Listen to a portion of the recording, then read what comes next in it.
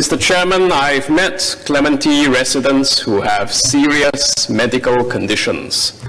Sometimes this means having to move in with family members. But this has implications for means testing. One of my residents is ill, visually impaired, on dialysis. Because of his condition, he moved in with a family member for caregiving support.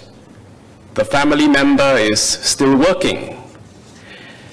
But because of this, he does not qualify for legal aid. The means test looks at household income.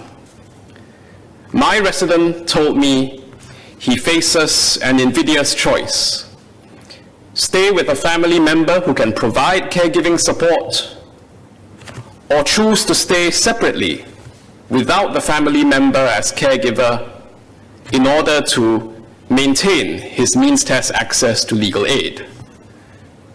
Sir, each case turns on its merits, on its details, but I'm sure there are other families in Singapore facing the same dilemma. They should not have to choose between having a family member as caregiver staying together and falling on the wrong side of the means test assessment. Our agencies mean well, and I hope we can continue finding ways to support families in such challenging, unfortunate situations. Dr. Tan Wu Meng spoke about increasing flexibility in means testing to assist legal aid applicants with exceptional circumstances. Sir, we are mindful of the need to be flexible in means testing, particularly for applicants who find themselves in exceptional circumstances. And we have designed our means test framework to cater to this. First, we have built in a set of rules so that officers can, within these rules, exercise discretion in assessing an application. So, for example, if an applicant has severe disability and/or illness and is 60 years or above, the means test assessment can include some of the applicant's savings in computing their eligibility.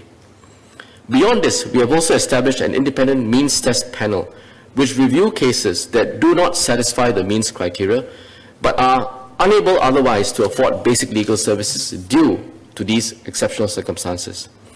Let me assure Dr. Tan that this panel has the full flexibility to decide if an applicant who may not have passed the means test should still nonetheless qualify for legal aid. The panel has done so for a few cases and will continue to exercise this discretion judiciously where the case merits. In Dr. Tan's case, I would invite you to let me have details of that specific case for a review and see how we can assist.